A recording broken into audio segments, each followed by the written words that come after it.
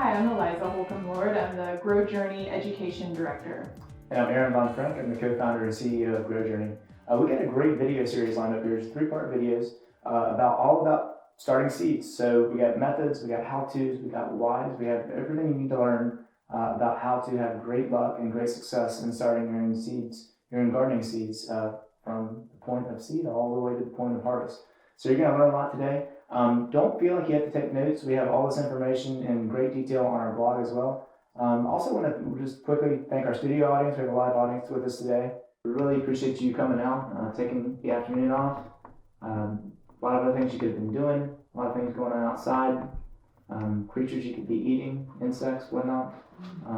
But the fact that you chose to be with us here today really means a lot.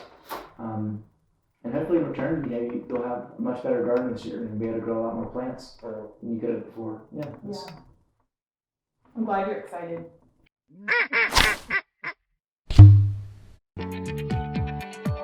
Before we go to the how-tos and kind of the details, we want to talk a little bit about the why. So why would you want to start plants from seeds? So Liza, you have some thoughts on that? Yeah, so one of the main things is that you get more choices. For me personally, when I started gardening, one of the things I really wanted to find was this amazing frying pepper that I'd had in Spain. And it's just not something that's popular in the US, so it's not in any of our supermarkets. It's kind of a long, skinny pepper, and they fry it up and put like a flaky salt on it. And I just kept trying new varieties until I found one that worked really well in that kind of style of cooking. But it's basically like choosing your own music versus listening to just what comes on the radio. You get to personalize it and come up with what really works for you and your table. Yeah, and heirlooms is for like the indie band of music, right? Yeah. There's so many really interesting heirloom varieties out there that we enjoy growing, we just don't ever see anywhere else. The second reason is cost savings. So if you think about it from the standpoint of a single seed, by the time you take it out of the packet and or to break that down, you're literally talking about a seed that maybe costs a fraction of a penny. So to grow that into a plant that then produces all this produce for you, that's about the most affordable possible way that you could produce your own food. Whereas if you were to go out and buy a seedling that someone else has already grown, it's going to cost you a lot more for that plant than if you just grown it up from seed. Now, obviously, we have some things here that do cost money for seed starting, but you can reuse these things from year to year. So it's sort of an investment, and typically, for a garden, those things are going to pay off in a single growing season. From after that, you're good to go. When growing your own seeds, you can ensure that you have healthier plants. If you've ever been to a garden center and seen a lot of the plants on the shelf look kind of wilted, and you may not have known that later on an employee came through and watered them, and then they would just perk right back up and look as though nothing had happened. And so if you were to unsuspectingly buy some of these transplants, especially if they were garden vegetables, the fluctuations in water and the extremes would cause plant stress that could cause diseases and other problems. Yeah, and also as they start to get stressed, they want to produce seeds and flowers, and so then that, like the lettuce varieties, like you mentioned the other day, that'll make the lettuce taste more bitter, so you won't get maybe as tasty a product when you bring it in your garden. Another one that's really important too, since you also you raise bees and a lot of people raise bees that are into gardening, is poison. So there's no poison on your plants if you grow them yourself. You know exactly what it went into them. A lot of folks, you don't have access to an organic nursery, so you don't necessarily have any idea of what went into those plants or what went on those plants before you bought them. Interestingly, a few years ago, a big scientific group came in and did research and tested some plants from the big nurseries. I'm not going into names. Basically, the biggest nurseries you can imagine at the home improvement centers around the country. And what they found is that over 50% of the plants that were labeled as bee-friendly actually had neonicotinoid pesticides that have been applied to them. So that's kind of not really very bee-friendly. If you're familiar with neonics or neonicotinoids, that's probably the primary culprit of colony collapse order in honeybees. So that's a big problem. It's also having an impact on bird populations and amphibians and all the native bees. We have hundreds or thousands of varieties of native bees around the country. So you don't want to have those plants in your garden, even though they're quote unquote bee friendly. So by raising your own, you know for certain you did not put these pesticides on your plants, and you can trust them. So, I have lost a hive to pesticides before. And that's a big concern. If you're growing your own seedlings and your own plants and you're doing that using organic methods, you're not going to have that problem in your garden. And then, the last one really for us is sort of maybe a softer reason, but joy and pride. So for us, what that means is there's this sort of almost indescribable, really fun, magical experience that comes into taking a seed that's, the size of a freckle on your hand and growing it into a plant and watching it just, get bigger and bigger and nurturing it along and then produce, mounds of food for you and your family. That's a really wonderful, wonderful experience. And it's kind of hard to say. So it's almost like, I guess, imagining what it'd be like to have your child grow up and become a college grad.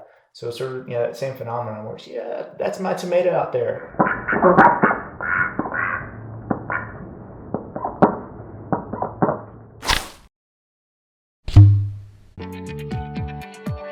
So in a short video like this, we can't necessarily go into all the different details about each seed variety because every seed variety's got little different ways that you would grow them out. There are some commonalities. So we're going to kind of keep it broad and just talk about just general rules and general ways that you do things. But if you're a Grow Journey member, make sure you log into your Grow Journey account and go to our quick guides and our grow guides. Our quick guides are just the quick one sheet things, just the facts, just the basics. The grow guides really go into a lot of details, so make sure to check those out for each seed variety that you're growing until they sort of become second nature. Once you do this stuff a few times, it's not a big deal, and you'll figure it out. One of the things to remember is that if it seems really hard at first, it's fine if you mess up a lot because those are learning experiences. You're not supposed to be good at it when you get started. I was terrible at it when I got started. So, I've heard people say you don't know a plant until you've killed it 3 times. And I think that's absolutely true because you learn each time what it doesn't like and that starts to narrow down what it does like. Yeah, and we've certainly both killed our fair share of plants over there, so it's expected. So again, it's like riding a bike. It's not a big deal. If you make a mistake, if you kill a plant, don't beat yourself over. Just keep going. You learn from that experience. So the first question is, should I start my seeds indoors? And it really depends on the variety and on a number of other factors we're going to go through also. So there's not really a clear answer. The answer is depends. And I know you probably hate that answer, but we're going to tell you why that is. So when starting seeds indoors versus outdoors, sometimes it's hard to choose which ones to do where. And one of the general rules that I use is if it's a root vegetable or it has a large seed, then I'm going to do it outside. So beets, radishes, carrots, turnips, so root vegetables, they would go outside. And then anything with a really big seed that has a lot of energy stored up and it's going to grow fast anyway, so I don't need to take up my seed heating area or lights for it indoors. So corn and peas and squash and pumpkins and cucumbers, those kind of things you can just put straight outside. Yeah. And when we say indoor versus outdoor too, what we're talking about specifically with outdoor is basically putting the seed directly into the garden where it's going to end up going throughout its life cycle. With indoor seeds, you're looking at anything that needs a jump start on the season, and one of the big families for that is the nightshades. So I like to do tomatoes, eggplants, peppers, and that sort of thing indoors so that they've already got a little bit of growth going on before they go outside into the garden.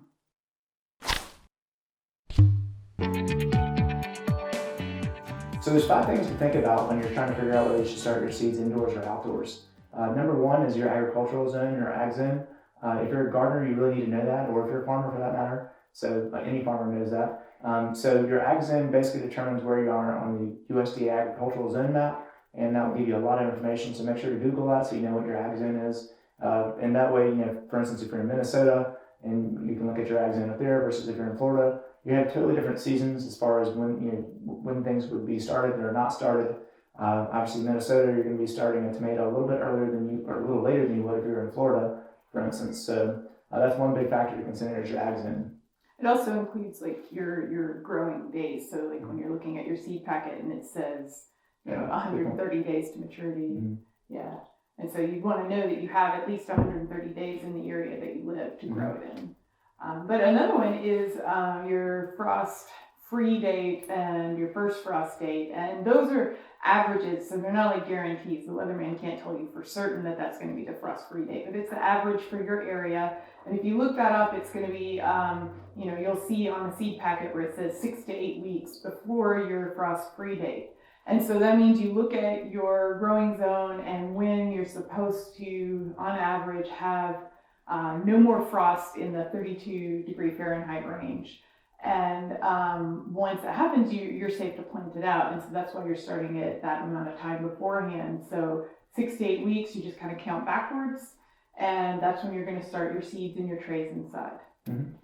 So if you don't know your first and your last frost date, you want to find that information out and you want to keep it in mind, just Google it. Very simple to find the information so you know what your first and last frost dates are. And that way you can plan accordingly and make sure that you're not putting down a tomato seedling, for instance, whenever it's going to be freezing outside or likely to be freezing outside.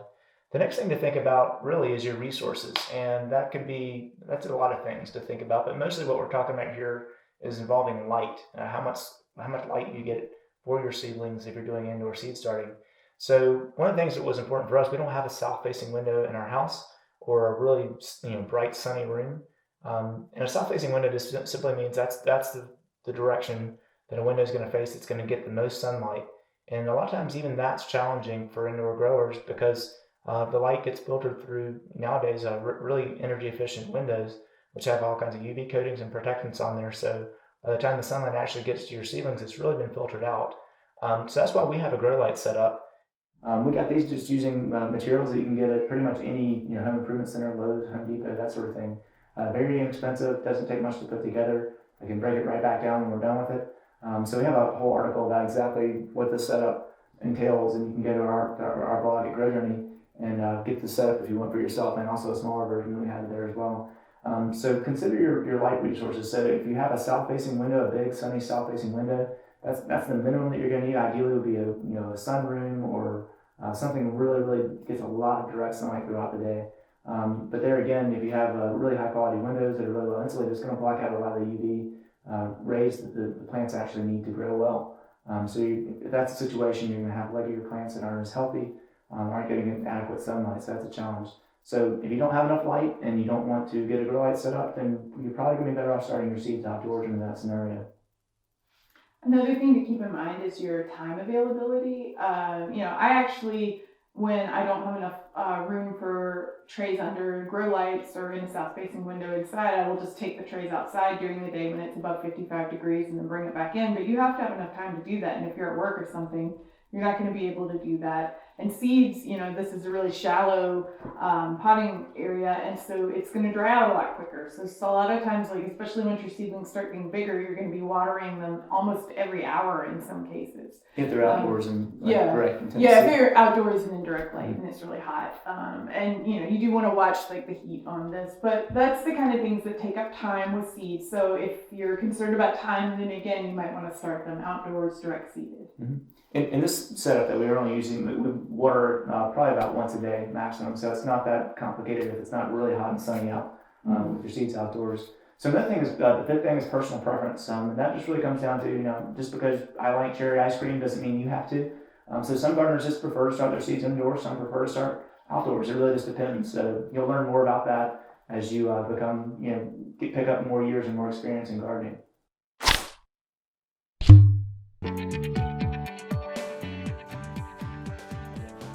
So there's three common seed starting methods here that we're going to talk about. There's a lot of other things out there too, but these are the most common ones and ones that we use. And we use different ones just depending on the seed variety. We've been doing this for a lot of years, or many years, so you don't have to do that. You can just, your first year, you can just try one if you want to, or not try any. Just go ahead and put your seeds directly out in your garden. But the three that we're going to be covering today, we have plastic cells here, we have biodegradable cells here, and these are called Ladbrokes soil blocks, a little bit more advanced method we'll talk about. So do you want to talk a little bit about these guys? Sure. So earlier when Aaron was talking about having personal preferences and cherry ice cream or another flavor, he considers these biodegradable pots easiest for beginners, and I consider these plastic ones easiest. So just experiment, and whichever one works best for you is great. The biodegradable ones, we really like the ones that are made from coconut coir or that are called cow pots. So, they're what you think they are. Mm-hmm. And you can also get peat ones, but we recommend looking for sustainably harvested peat if you do that. And one of the great things about these is they minimize root disturbance. So when you put them in, you don't have to, squish them out of the plastic pot, which, can damage the roots. The thing with these that is also a good thing but can be a bad thing is just depending on how much moisture you have in your particular home or setup or wherever you're doing your seedlings, these can stay too wet or dry out faster just because they're more breathable on the sides. And so I find that where I'm located, mine dry out too fast. So the plastic ones actually keep that from happening as much. But if you're in somewhere that you have too much water, then this would actually be a disadvantage. And you can tell that just by analyzing, does the soil feel like a wrung out sponge, like a well wrung sponge, and you can touch that and kind of get an idea of what you want your soil to be feeling like, definitely not a puddle. The nice thing about these is they can be reused from year to year. You can usually get a lot of years out of these before they start to fall apart, especially if you're pretty gentle when you pop them out of the bottom. Yeah, our ones back here actually we've been using these are pretty broken apart, but I think they're probably 4 or 5 years old at this point. Okay. So you can get a lot of use out of them. We're just stick some tape on the side. side. Yeah, we have some little spots of paint tape. So yeah, that works great. So again, you can reuse them. Obviously, you can't reuse these are going straight in the ground. One thing that we don't like about these is they take up a lot of room relative to Ladbroke blocks. That's kind of a mouthful. So these are the mini blocks. These are 3/4 inch mini blocks that we use when we're starting a seed, and you basically put it in the soil. We'll show you exactly how to do this in a minute.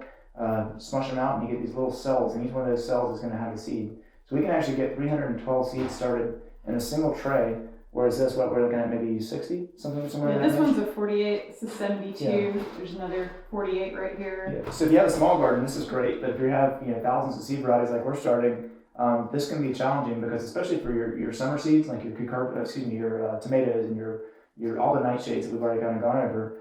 If you're starting all those and they have a certain germination temperature, they do best ideally in 80 plus degrees to really get going and get vibrant. Is that this is going to take up a lot of room because you have to put them on a heat mat or something to really get them going. Whereas if we're doing 312 seeds in a single tray, all we need is one heat mat. Or what we did here too is we'll put these on top of the light on our fluorescent lights. But not on top of the ventilation. Yeah, so that's another thing. So if you don't have heat mat, so bottom line is in a single tray, we can knock out as many seedlings using a Ladbroke as we can. It might take 4, 5, 6 trays of these guys to do the same thing. So it's more of a space-saving benefit with the Ladbrokes that we find. Thanks for our live studio audience. Really appreciate you sticking around for the videos. I know you're learning a lot here. So hopefully this is information that you're going to be able to take with you as you go outside in your own gardens. And you guys are going to have some great gardens this year. I have a feeling. So think about, no biting. Think about all the lettuce, all the kale that you're going to be able to eat as a result of this knowledge that you're learning today. So, That's true. That wraps up our first of 3 videos. This has been all about the hows and whys of starting seeds. In our next video, we're going to teach you all kinds of tips and tricks for taking your seeds from germination all the point to they're ready to be transplanted outdoors. If you're with the live studio audience today, please hang tight. We're going to have some snacks and some drinks for you in just a minute. If you're watching online, again, make sure to check out our second video. You're going to learn a lot over there. So thanks for being with us. We're going to be right back.